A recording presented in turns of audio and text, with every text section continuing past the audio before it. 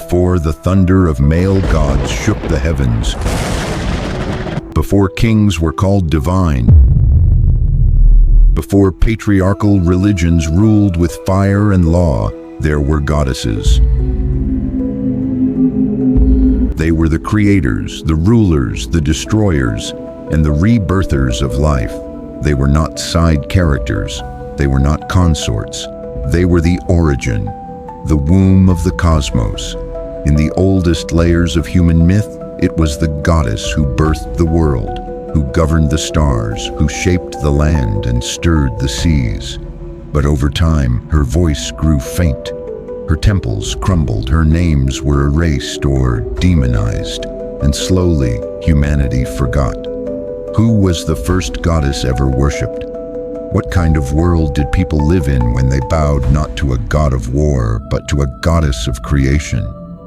How did these divine women, from Sumer and Babylon to Africa and the Indus Valley, shape early civilization, and why were they later silenced? Were they simply replaced by more aggressive male deities, or does their disappearance reveal a deeper transformation in how humanity saw itself and the sacred? The history of goddesses is not just about ancient religion. It is a story of lost memory, of shifting power, and of the transformation of the human soul. In these forgotten deities, we find clues to an older worldview, one where nature was alive, where death was a part of rebirth, where the divine wore the face of a woman. These goddesses were not passive, gentle mother figures. They were fierce, wise, seductive, wild, and terrifying. They were complex because they reflected the totality of life itself. And now, in the modern age, there's a growing hunger to remember them. As societies around the world begin to re-examine the roles of women in history and spirituality, the ancient goddesses are rising again, not as relics of a primitive past, but as symbols of a forgotten balance. This video will take you on a journey through time and myth, from the womb of creation to the ashes of erased temples, to rediscover the first female gods in human history. Their stories are not just old, they are essential, and they are calling us to remember. In the land between the rivers where writing was born and the first cities rose from clay, there stood a goddess older than kings and deeper than myth. Her name was Ninhursag, the Great Mother, the Lady of the Sacred Mountain, the womb of both gods and mortals. She was not just a goddess of fertility, she was fertility itself, the animating power of growth, nourishment, and life.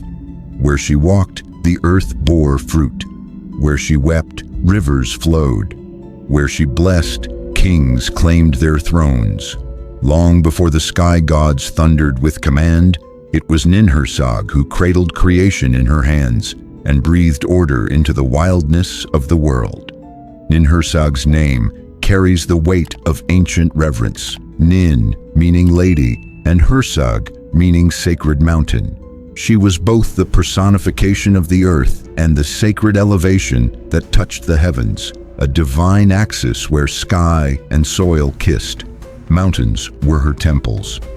In the flat plains of Sumer, where actual mountains were rare, ziggurats, the massive step towers, symbolized her presence. She was the cosmic link between above and below, spirit and flesh. In this sense, Ninhursag wasn't a distant deity. She was the very land itself, fertile and firm, cradling the people who lived upon her body. Her most famous myth speaks volumes about her power and her compassion. It is the tale of Enki, the god of wisdom and water, her consort or brother depending on the version. Enki, in his insatiable thirst for knowledge and control, consumes the sacred plants of the earth, violating the divine order. As a result, he falls ill, plagued by suffering in various organs. No other god can help him. It is Ninhursag who returns, not with wrath, but with healing. She places Enki on her lap like a mother and creates 8 healing deities, one for each of his afflictions. This act is more than divine mercy. It is the embodiment of the feminine as both creator and restorer, life-bringer and life-saver. Through this story, Ninhursag is not just shown as a goddess of birth, but of repair, forgiveness, and sacred balance. Her role extended beyond myth and into the very structure of Sumerian kingship.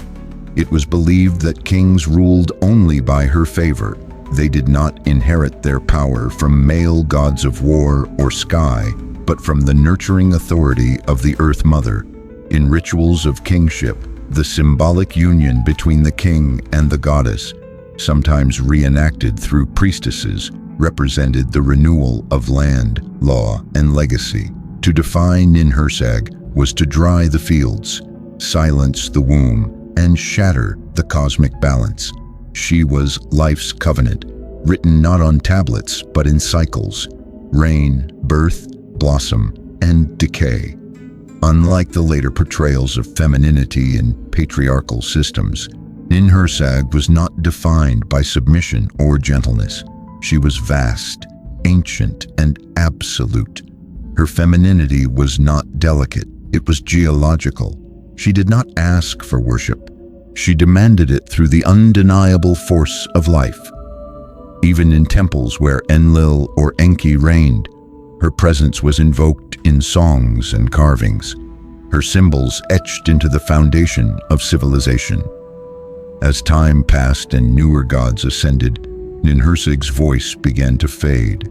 She was slowly recast as secondary, her myths shortened, her power absorbed into the narratives of more dominant male deities.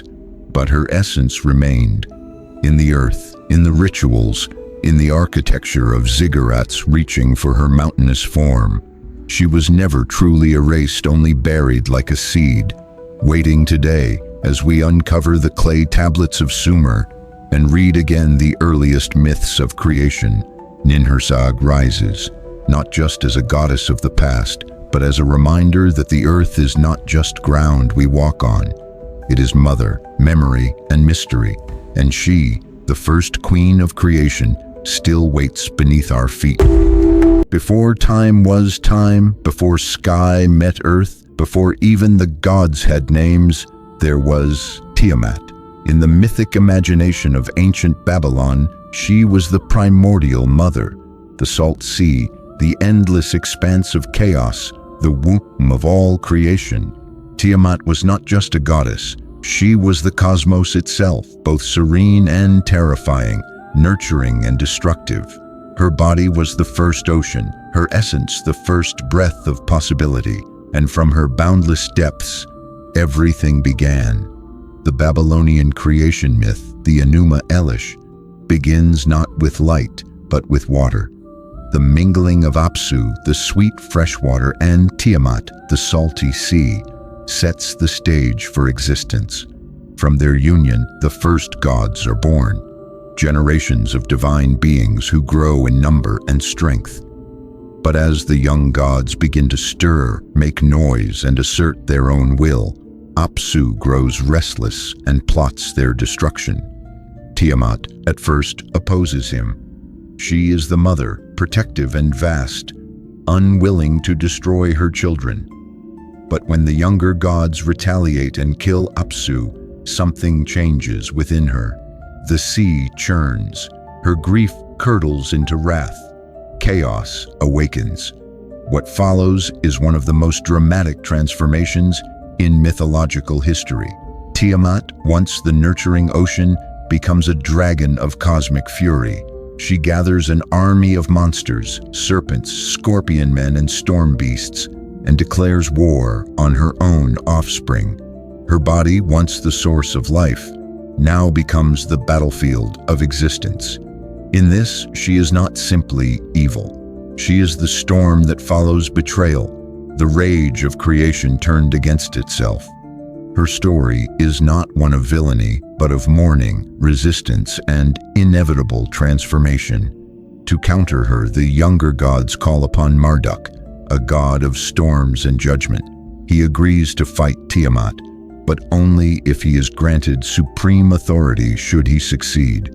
The gods agree, and the battle begins, a titanic clash between old and new, chaos and order, mother and son. Marduk slays Tiamat with a storm-blown arrow, splitting her vast body in two.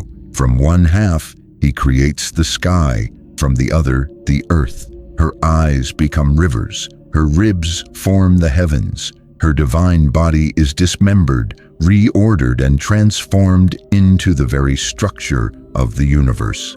It is from the corpse of the mother that the world is born. Tiamat's myth is often told as a tale of chaos defeated by order, the feminine wildness subdued by masculine control. But to reduce her to a villain is to miss the depth of her role. Tiamat is not evil, she is essential. She represents the raw, unshaped potential of being. Without her, there is no cosmos. Her destruction is not the end of her story, but her integration into the fabric of everything. Even in death, she lives on, not as memory, but as matter.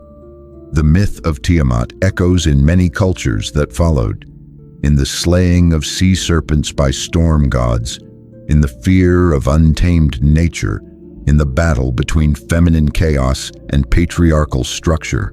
But it also holds a deeper truth, that creation and destruction are inseparable, that the divine feminine is not only about nurture, but about power, wildness, and the freedom to transform. Today, as we re-examine ancient myths with fresh eyes, Tiamat re-emerges not as a monster, but as a mother forgotten, a goddess who birthed the world only to be slain by it. Yet her waters still surge beneath all order, her voice still rises in the silence between stars.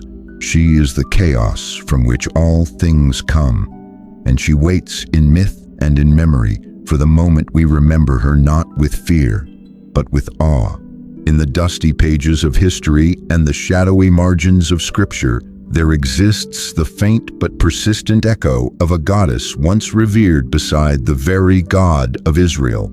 Her name was Asherah, the great mother of the Canaanite pantheon, the queen of heaven, the tree of life. She was worshipped for centuries across the ancient Levant, long before monotheism tightened its grip on religious narrative. Asherah was not just a fertility goddess, she was the embodiment of divine femininity, the consort of El, the high god of Canaan, and at times even linked to Yahweh himself in the earliest forms of Hebrew belief. Yet today, few know her name.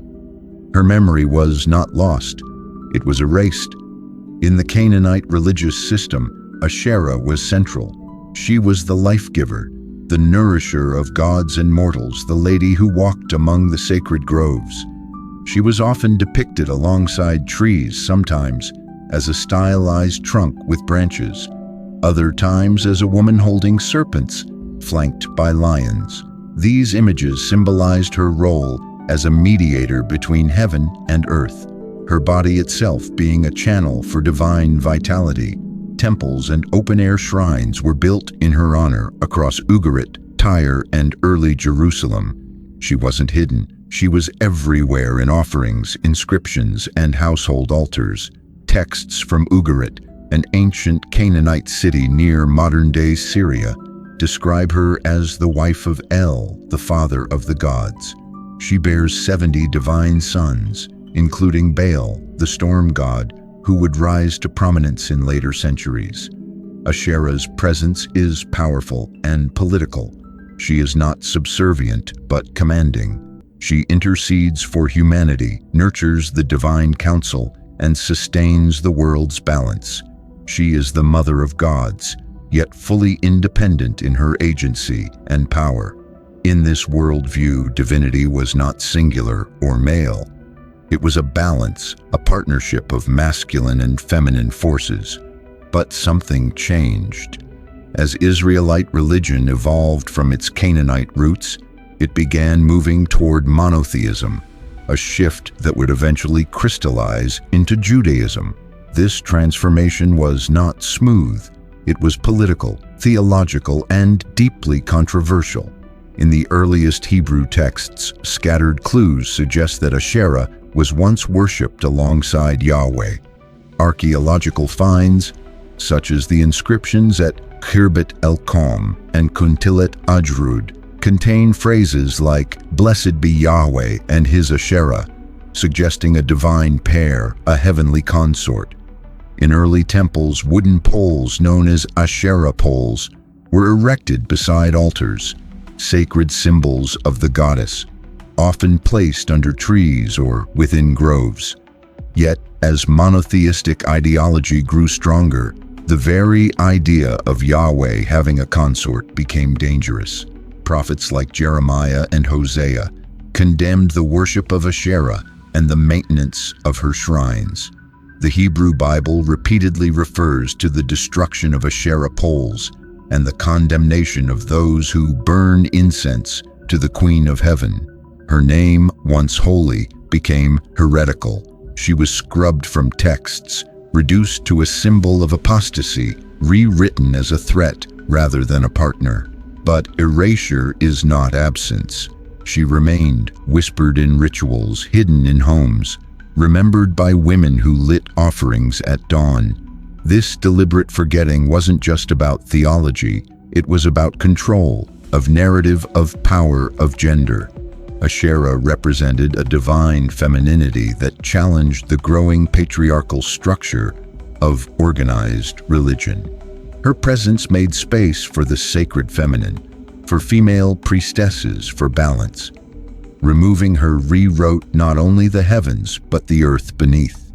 By casting the goddess out of the holy narrative, women lost not only a deity, but a mirror, a reflection of their own sacredness, their creative power, their authority. Modern archaeology and scholarship have begun to resurrect her name from the silence. Tablets, inscriptions, and figurines all bear witness to her once vast presence. The clay goddess figurines found in Iron Age Judean homes were not idols in opposition to Yahweh, but likely offerings to his consort, remnants of a time when the divine was not confined to a single voice or gender. And as scholars piece together the fragments of her legacy, Asherah rises once again, not in opposition to God, but in restoration of wholeness. Today, she speaks not only as a forgotten goddess, but as a symbol of what was lost when the divine feminine was buried. Her story is not just religious, it is cultural, psychological, and deeply human. In Asherah, we find the original balance between power and nurture, wildness and wisdom. We find the sacred tree that was cut down, the mother cast aside, and we are asked to look again to remember what lies beneath the silence.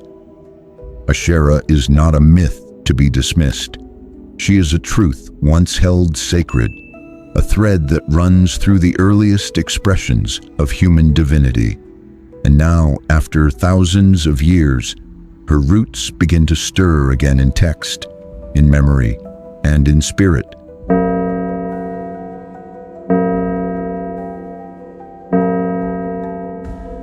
In the heart of Africa's ancient cosmologies, the divine feminine has never been a footnote. She is a presence felt in wind and wave, mountain and moon. She is not simply a mother figure, nor is she always gentle. She is complex, commanding, seductive, fierce, healing, and terrifying, often all at once. Among the most enduring of these sacred beings is Mami Wata, the water goddess whose image has flowed across coasts, rivers, and centuries. But Mami Wata is only the beginning. Across the vast and varied spiritual landscapes of the African continent, powerful goddesses reigned, not only as nurturers of life, but as sovereign forces of nature, law, beauty, and death. Mami Wata, whose name loosely translates to Mother of Waters, is perhaps Africa's most recognizable goddess, yet her origins remain fluid and elusive, much like the element she governs. She appears in countless forms, sometimes a mermaid, sometimes a serpent woman, sometimes cloaked in modern beauty, with flowing hair and shining jewelry. She is both ancient and contemporary, her worship predating colonial contact, yet continuing to evolve in modern temples, dreams, and marketplaces. Mami Wata is the goddess of oceans and wealth, of fertility and seduction, of healing and danger. She offers abundance, beauty, and pleasure, but demands reverence, discipline, and spiritual cleanliness in return. What makes Mami Wata extraordinary is not only her longevity, but her duality. She is never just one thing. To some, she appears as a savior during sickness, pulling the ill back from the brink of death. To others, she is a jealous lover, demanding exclusive devotion and punishing those who betray her. She can grant riches, prophetic dreams, or madness. Her waters can soothe or swallow. She exists in the liminal, between land and sea, seen and unseen, blessing and curse. In this complexity, she embodies the deepest truths of divine femininity, that life is not tidy and neither is power, but she is not alone. Across West and Central Africa, water spirits and goddesses hold an exalted place in spiritual life.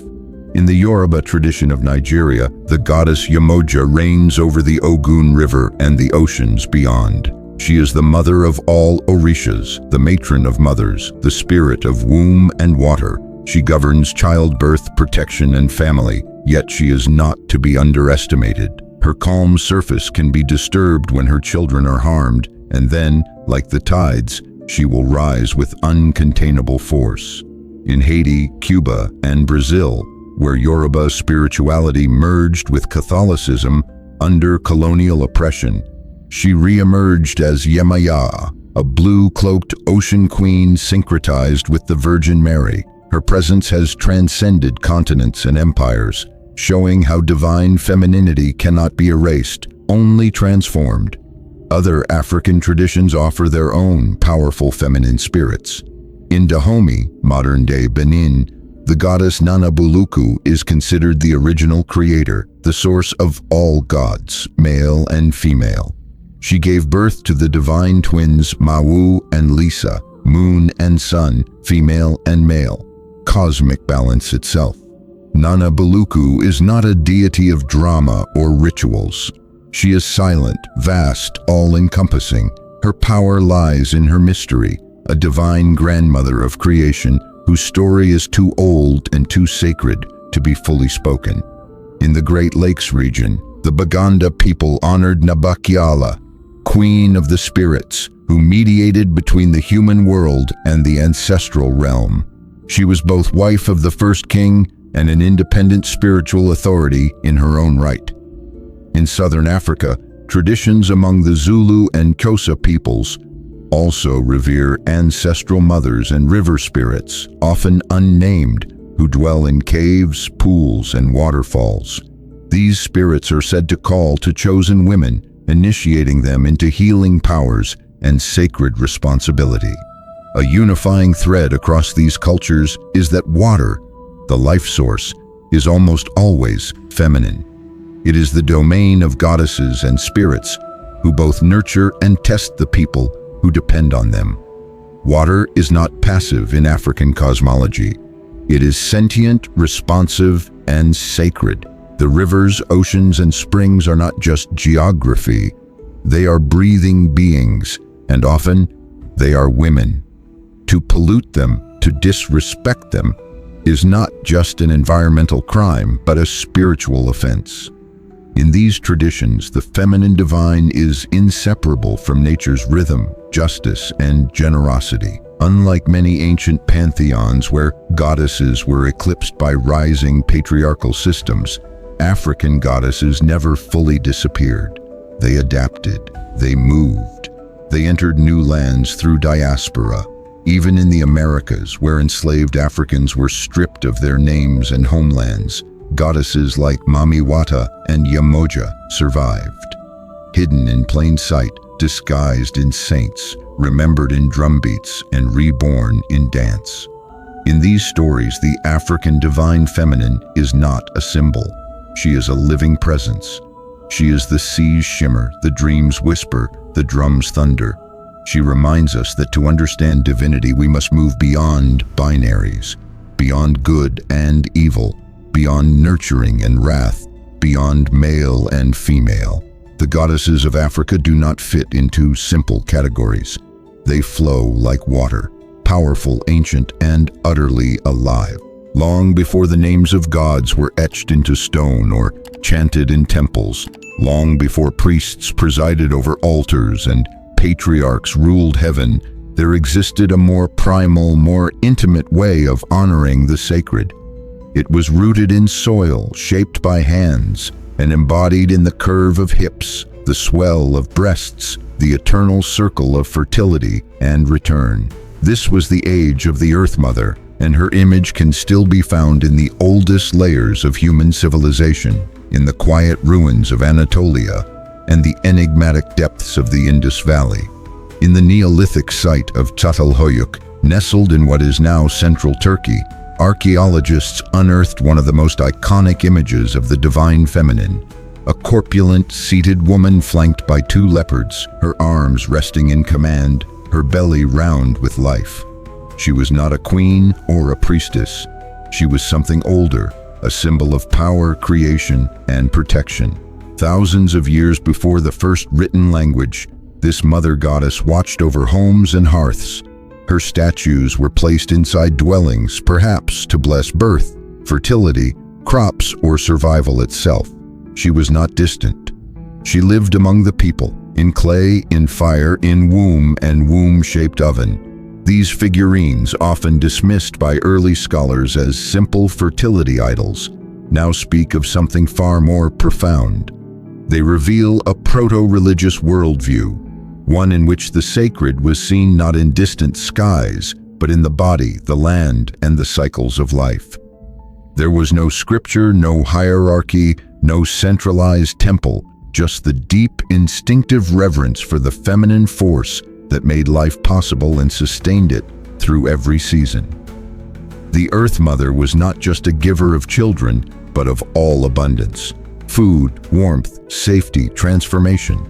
Her body was the first altar, her rhythm the first liturgy. Meanwhile, in the mysterious cities of the Indus Valley, another culture emerged around 2600 BCE with its own deeply symbolic relationship to the feminine divine.